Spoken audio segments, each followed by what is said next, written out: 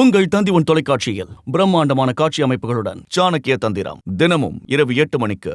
மூத்த பத்திரிகையாளர் திரு துக்ளக் ரமேஷ் அவர்கள் இணைந்திருக்கிறார். வணக்கம் திரு ரமேஷ். இந்த சந்திப்பில் மதுவிலக்கு மாநாடு பற்றி தான் பேசப்பட்டது அப்படின்னு திருமாவளவன் சொல்றாரு.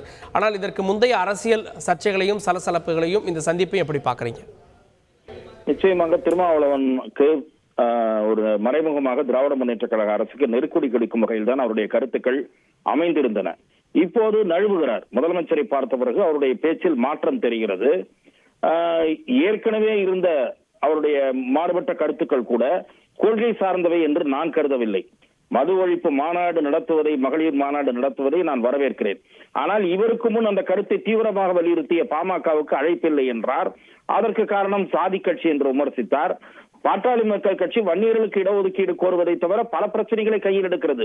ஆகவே அதை சாதி வட்டத்திற்குள் சுருக்குவதானால் திருமாவளவன் கட்சியும் அந்த வட்டத்திற்குள் தான் சுருக்க வேண்டி வரும். ஆகவே அதை ஏற்றுக்கொள்ள முடியாத வாதம். பாமக என்பது இவருக்கு முன்னாலேயே பல பத்தாண்டுகளாக ராமதாஸ் குரல் கொடுத்து வருகிறார். இவர் இப்போதுதான் மதுவை பார்க்கிறார், போதைப் பொருளை பார்க்கிறார். தமிழ்நாட்டிலே போதைப் பொருள் நடமாட்டம் அதிகமாக இருப்பதாக சென்னை உயர்நீதிமன்றம் தமிழக அரசுக்கு கண்டனம் தெரிவித்தது பற்றி திருமாவளவன் வாய் திறந்தாரா? ஆகவே திறக்கவில்லை. அவர் மறைமுக சில நெருக்கடிகள், அந்த நெருக்கடிகள் எதற்காக ஏற்பட்டது என்பதற்கு வேறு சில காரணங்கள் இருப்பதாக பொதுவெளியில இன்னும் வராவிட்டாலும் கூட சில கருத்துக்கள் வதந்திகளாக பரவி கொண்டிருக்கின்றன. அதே போல கூட்டணி ஆட்சி பற்றி பதிவிட்டார், நீக்கினார், மறுபடியும் பதிவிட்டார். அட்மின் கோளாறு என்றால் கடைசியாக திருத்தம் செய்து வெளியிடப்பட்டது என்றார். இப்போது என்ன சொல்லுகிறார்? அதை பற்றி நாங்கள் எப்போதும் பேசுவோம் என்கிறார். எதுவும் பேசுவதற்காக ஒரு கொள்கை, வலியுறுத்துவோம் என்ற வார்த்தை ஏன் வரவில்லை? தேர்தல் நேரத்தில் வலியுறுத்துவீர்களா? அந்த கருத்து கூட கேட்கப்பட்டது. அதற்கு நேரடியாக அவர் பதில் கூறவில்லை. ஆகவே திருமாவளவன் பேச்சில் தடுமாற்றம் வெளிப்பட்டிருக்கிறது, அல்லது ஏதோ ஒரு காம்ப்ரமைஸ் ரீச் ஆகிறது என்றுதான் இதை பார்க்க வேண்டி இருக்கிறது.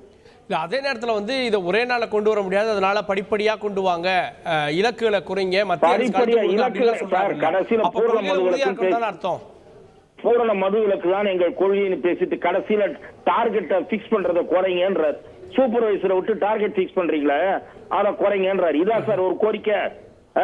எத்தனை வருஷம் ஆண்டுக்கு ஒரு 1000 கடைகள் குறைங்க அந்த மாதிரி வச்சாரா? 500 கடைகள் குறைங்க.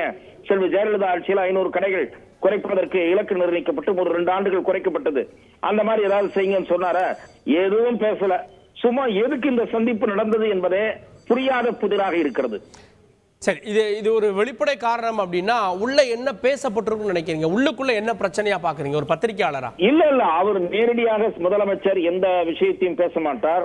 அவர் அந்த கட்சியினுடைய முன்னணி தலைவர்கள் வாயிலாகத்தான் தகவல் சொல்லப்பட்டிருந்தால் சொல்லப்பட்டிருக்கும். இவர் அமெரிக்கா போய்விட்டதை வரவேற்க போனாரா? இப்ப அதிமுகவுக்கு இதே மாதிரி நேரில் அழைப்பு கொடுப்பீங்களான்னா நழுவுகிறார். நாங்கள் திமுகவை அழைப்பு கொடுக்கலன்றாரு. அப்புறம் அழைப்பு நேரில் விடுக்காமல 2 பிரதிநிதிகள் அனுப்புறேன்னாரு, கடிதம் கொடுத்தன்றாரு. ஆகவே அவருடைய சந்திப்பு என்பது புரியாத புதிர், தடுமாற்றம், பின்வாங்குகிறார் என்பதெல்லாம் தான் இந்த சந்திப்பு குறித்த விமர்சனம். உங்கள் தந்தி தொலைக்காட்சியில் பிரம்மாண்டமான காட்சி அமைப்புகளுடன் சாணக்கிய தந்திரம் தினமும் இரவு 8 மணிக்கு.